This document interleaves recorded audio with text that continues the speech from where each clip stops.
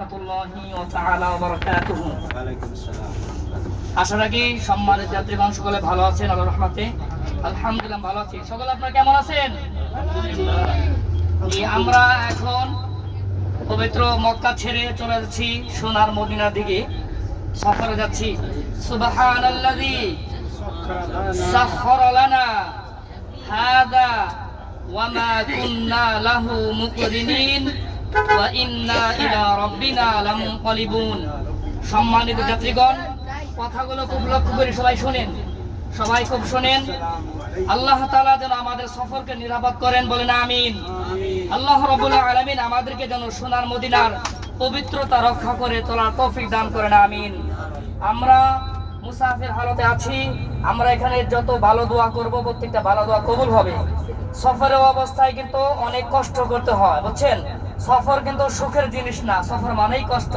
সেদিকে লক্ষ্য রেখে আপনাকে, আমাকে, আমাদের সবাইকে সুদৃষ্টি রাখতে হবে। একে অপরকে শ্রদ্ধার সাথে কথা বলা, একে অপরের সাথে বিনয়ের সাথে আচরণ করা, এবং কি সোনার মদিনায় গিয়ে বেশিতে বেশি নরম মেজাজে এবং নবীজি সাল্লাল্লাহু আলাইহি সাল্লামের রওজায় গিয়ে সালাম যত বেশি দিবেন তত বেশি লাভ। এবং মসজিদে নববী বেশি আপনার ইস্তিগফার, সালাতুল তাহাজ্জুদ নামাজ, এবং কি 5 ওয়াক্ত ফরজ নামাজ তো অবশ্যই পড়ব, নফল নামাজ পড়ব। রুমের মধ্যে কম সময় থাকবো, বেশি বেশি ইবাদত করার চেষ্টা করব। আল্লাহ রাব্বুল আলামিন আমাদের সবাইকে কবুল করেন, আমিন।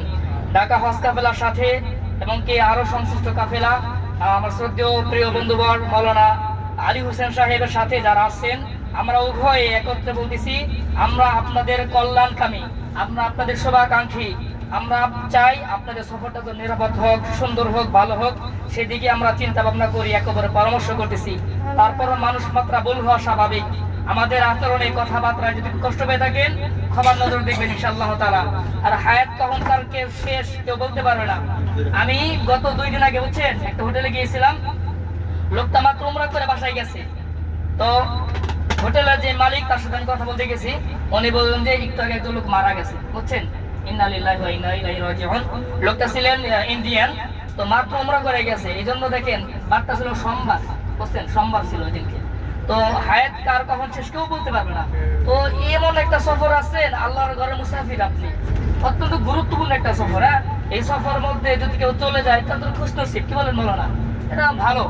এই জন্য এই সবাই আমরা চেষ্টা করবো যে হয়তো এই সফরটা আমার জীবনের শেষ সফর বাইতুল্লাহ নাও হতে পারে।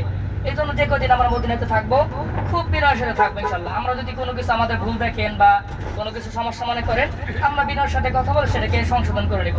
আর হোটেল দেখেন, এটা তো আমাদের নিজস্ব বাড়ি না যে আমরা নিজেরা রুম বানাইছি, তা তো না। একজনের রুম পাবেন, দেখা যায় কি একজন একটু ভালো পাইছেন আর একটু নর্মাল পাইছেন, হইতে পারে, স্বাভাবিক। ঠিক আছে, একজনের দরজা পশ্চিম দিকে আর একটা উত্তর দিকে। এই নিয়ে আপনি মনোমালিন্য করেন না যে আমি থাকবো না, এটা চলবো না, হয়তো না। আপনি আসছেনই তো বেড়াইতে, কি বলেন, যেভাবে থাকবেন মুসাফির অবস্থায় কয়েকটা দিন। আপনি আপ ডাউন টিকিট কেটে আসছেন, আপনি মাত্র থাকবেন 6 দিন। অতএব আমাদের যার তকদিরে যে হোটেলের রুম পড়ুক না কেন, আমরা বিনয়ের সাথে সেটাকে বরণ করে নিব, পারবো ইনশাআল্লাহ, কি বলেন? আর যেখানে যে সময় দেওয়া হবে নামাজের জন্য, খাবারের জন্য, আমরা সেদিকে অবশ্যই সময়ের দিকে লক্ষ্য রাখবো। দেখেন, আপনি মনে করতেছেন যে আমি 2 মিনিট দেরি করছি তাই কি হয়েছে, কিন্তু আপনার জন্য 50 জন লোক দেরি করতেছে। এদিকে আপনি চান যে আমার জন্য 50 জন কষ্ট হোক, এটা যেন না হয়। মুহতারাম দোস্ত বুজুর্গ, আমরা সবাই যথাসময়ে আমাদের সময়ের দিকে লক্ষ্য রাখবো। আল্লাহ রাব্বুল আলামিন আমাদের সবাইকে কবুল করেন, সফরকে নিরাপদ করেন, আমিন। আসসালামু আলাইকুম ওয়া রাহমাতুল্লাহি ওয়া তাআলা ওয়া বারাকাতুহু।